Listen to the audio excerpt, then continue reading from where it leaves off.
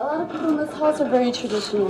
Number one, never touch a Hmong person on their head, not even a child.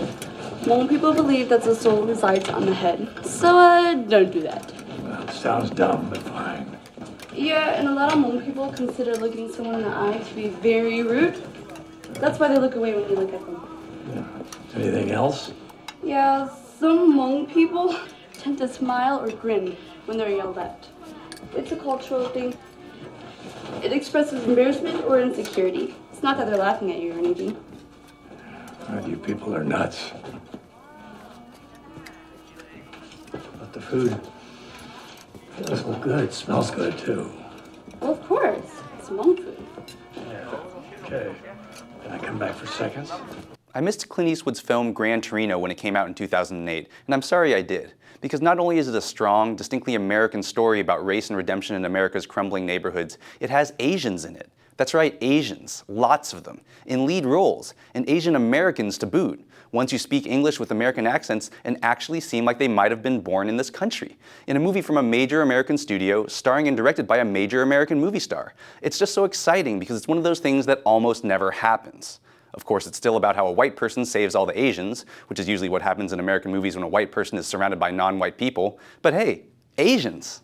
Clint Eastwood plays Walt Kowalski, a recently widowed Korean War veteran and retired auto worker with a limitless capacity for both racism and crankiness. With his wife gone and nothing in common with his adult sons, all Walt wants to do is polish his prized Ford Gran Torino and be left alone so he can sit on his porch with his dog, drink cheap beer, insult people, and wait to die. But this plan goes awry when Walt is forced to acknowledge a multi-generational Hmong family, Asians, who live next door to him in his decaying Detroit neighborhood. When Walt intervenes to stop some Hmong gang members from roughing up the family's teenage son, Tao, played by B. Vang, he accidentally becomes a hero to his Hmong neighbors, though he later learns that Tao had tried to steal Walt's Gran Torino as a gang initiation. To make up for it, Tao's family forces him to work for Walt doing odd jobs, where he slowly earns Walt's respect through his hard work and the fact that he's actually a very nice kid. Walt is also drawn in by Tao's older sister, Sue, played by Ani Her, who looks past Walt's insults and is sassy enough to throw a few back at him. Through his friendship with Tao and Sue, Walt begins to emerge from his fortress of solitude and slowly becomes a part of his increasingly Hmong community. Even though he continues to call them gooks, fishheads, chinks, and swamp rats, Walt gains a new respect and appreciation for his Asian neighbors, their values, and especially their food. Despite his bottomless reserves of bigotry, Walt eventually has to deal with the fact that he has more in common with the Hmong next door than he does with his own flesh and blood. The story ultimately leads to a confrontation between Walt and the Hmong gang members where, as usual, it falls on a white person to save the minorities from, each other. But this cliché also echoes some of Eastwood's earlier cowboy and Dirty Harry films, where a lone man takes the law into his own hands to protect the townfolk from danger.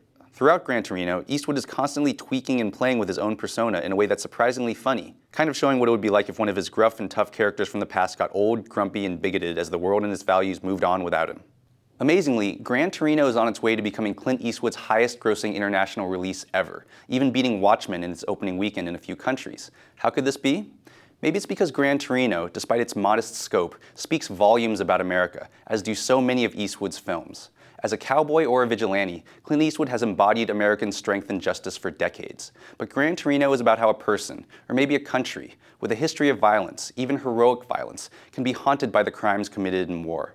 It shows how a person, or a country, can overcome a history of virulent racism and find the things people have in common while appreciating, not just tolerating their differences.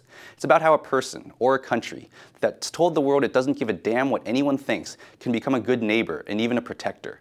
But most importantly, Gran Torino is about how a person, or a country, or maybe a car, with all its flaws and hobbled by a frightening decline, can still regain a glory and honor that many felt had been lost forever. And did I mention there's a lot of Asians in this movie? I'm Jonathan Kim, and this is a Brave New Review.